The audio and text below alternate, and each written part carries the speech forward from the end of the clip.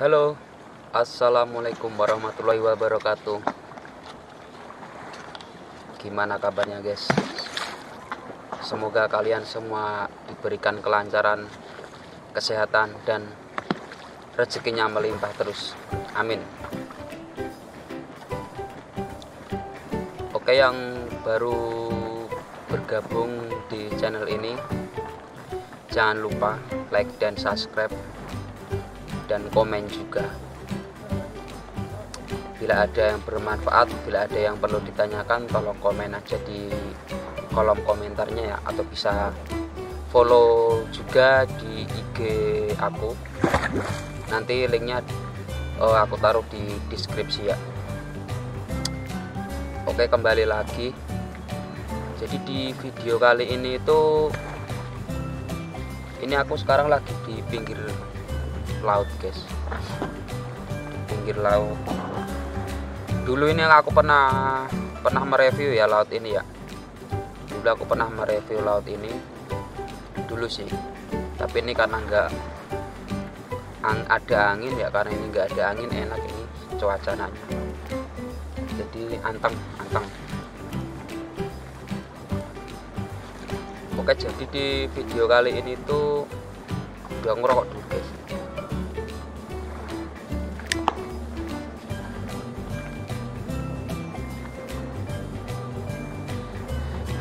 Jadi di video kali ini aku ingin berbagi sharing tentang itu ya, apa,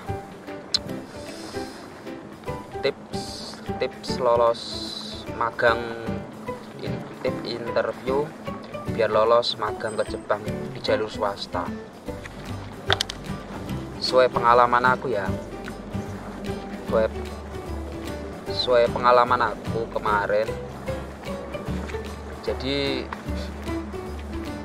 dalam ini bagi teman-teman yang berada di Indonesia yang mempunyai keinginan untuk magang ke Jepang, khususnya jalur swasta ya, ini ya yang saya bagikan. Kalau buat jalur negeri atau IM, kemungkinan aku belum tahu, soalnya beda guys antara swasta. Kalau aku dulu itu jalurnya jalur swasta, bukan jalur negeri. Tips yang pertama itu meminta doa orang tua guys.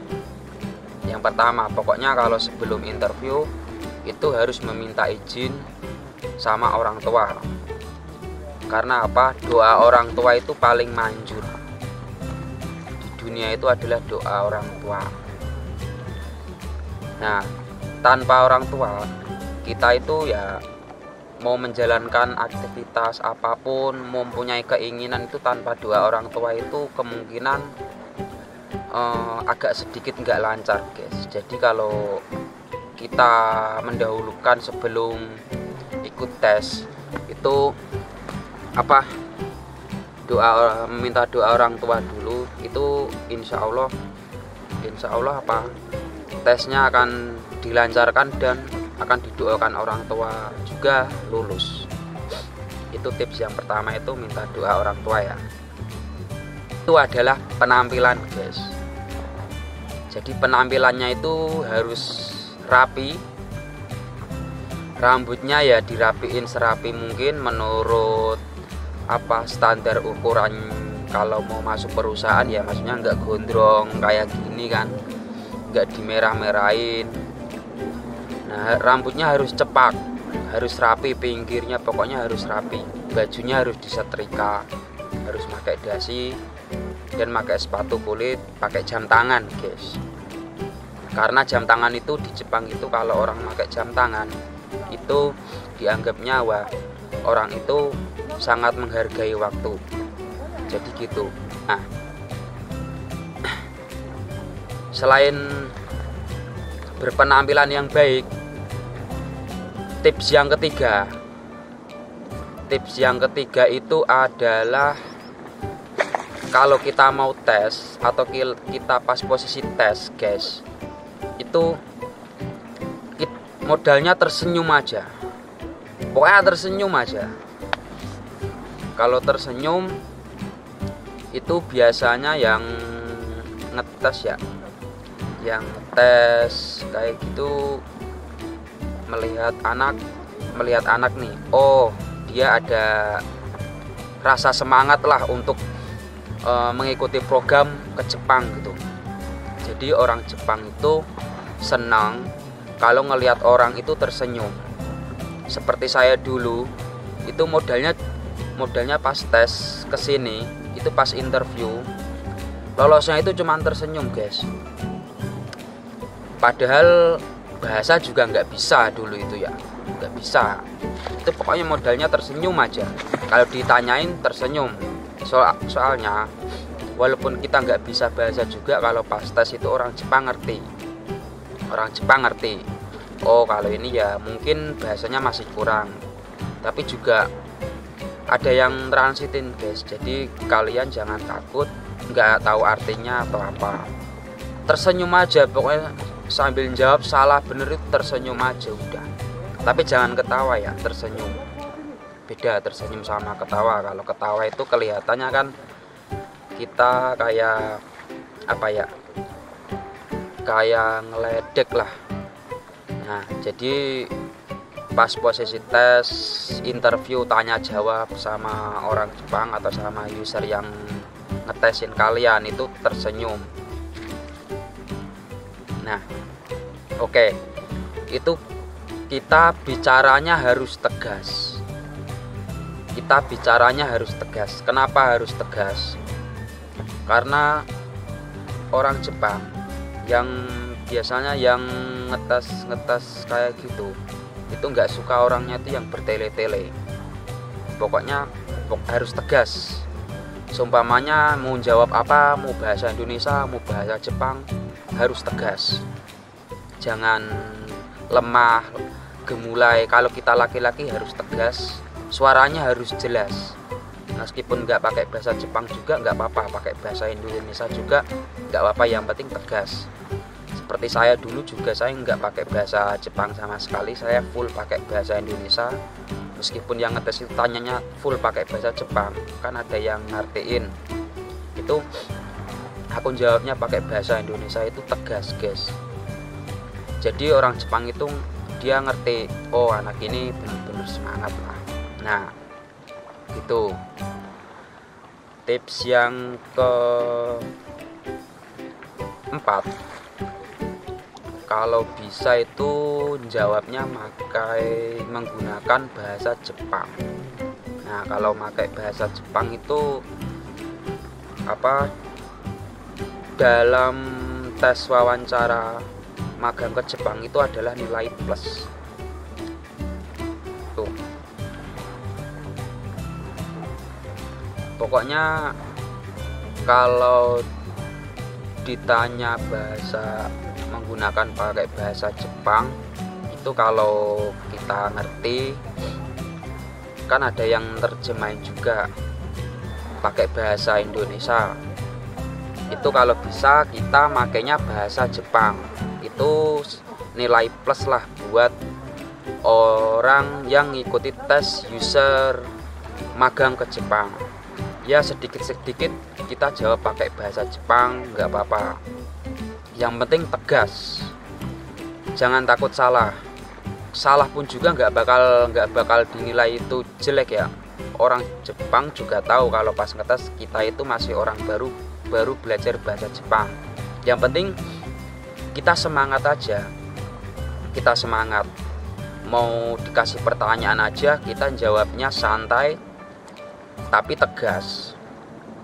Intinya gitu guys.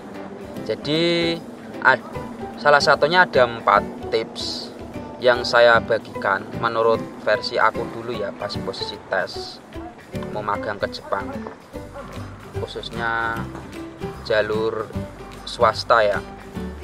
Itu yang pertama, sebelum tes kita harus minta doa orang tua. Nah yang kedua itu modalnya kita tersenyum. Pokoknya kita tersenyum aja udah, tanyain orang Jepang, kalau bisa itu bikin orang Jepang itu ketawa, melihat kita itu senang kok. walaupun bahasanya kita nggak bisa nggak apa-apa. Intinya kalau orang Jepang itu udah senang sama kalian, meskipun kalian itu belum pernah bekerja, belum mempunyai skill pengalaman kerja, tapi kalau senang insya Allah kalian kepilih guys. Nah, yang ketiga berpenampilan baik, pokoknya harus rapi, pakaiannya disetrika, bajunya rapi, dimasukkan pakai dasi, pakai jam tangan, pakai sepatu, rambutnya nggak boleh gondrong ya, rambutnya harus cepat disisir, kalau bisa ya pakai minyak rambut rapi. Nah yang terakhir tadi itu apa, harus menjawab pakai bahasa Jepang, kalau bisa sedikit-sedikit nggak apa-apa, yang penting intinya tegas. Nah jadi itu guys, insya Allah kalau kalian mengikuti tips dari yang aku sampaikan ini, insya Allah nggak menutup kemungkinan kalian itu bisa lolos tes user magang di Jepang, khususnya jalur swasta. Soalnya kalau jalur swasta itu nggak begitu ketat kayak di jalur IM negeri ya. Kalau IM negeri detailnya gimana saya kurang tahu. Tapi kalau magang swasta seperti yang aku pengalamanku kemarin itu ya kayak yang saya sampaikan tadi, modalnya itu aja. Mungkin itu saja, nggak usah panjang-panjang ya video ini.